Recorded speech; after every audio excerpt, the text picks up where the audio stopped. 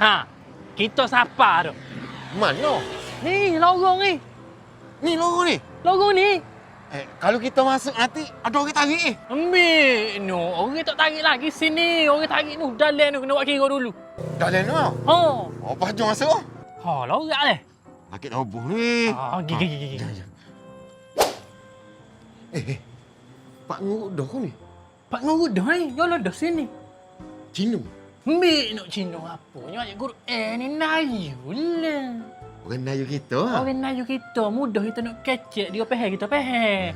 Aku main sini semua nak ajak pergi kamu. Ha, full body semua dia kata. Aku pun nak full body juga. Full body juga. Oh. Ni daftar lu.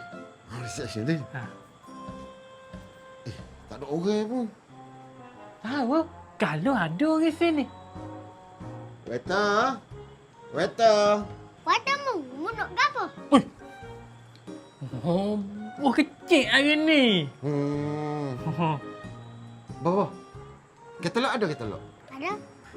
Katalog wah. Uish. Ni bukan katalog. Ni buku ngalang. Nak katalog. Kita lok bohok. Hok gapo? Nak pilih orang nguru. Mu nak ngurut ke mu nak milih? Kena dia. Oh, anak ayah ni memang beken sikit. Ibu ayah, bapa ayah dah lagi beken. Ginilah mu agak kat aku lah. Sebab aku biasa ngurut sini semua. Tidak aku tak okey nak bawa mu. Tempat tak molek tau. Tempat comel dah ni. Mungkin kira dalam extra ko full body kau kecek ayah direct. Ha, boh. Mu nak apa je? Sejeh? Sejeh boh. Sejeh. Ngurut mana boh? Masuk dalam. Dalam. Mungkin masuk dah. Lepas tu tak masuk oh. Aku duduk luar, esok aku molek sikit. Oh, ayah-ayah dalam ni beken po 5 kumbang. Ya ko. Oh, jangan tepik.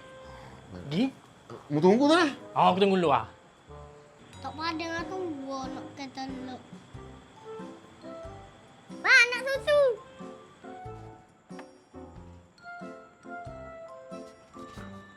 Rinting mas masak. Mah ni reti dah ni. Siap ada logo tapak kaki lagi.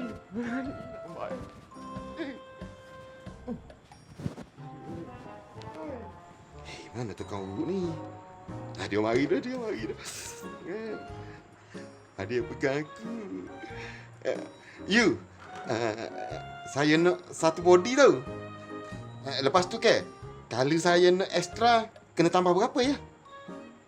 You. Tanya berorak.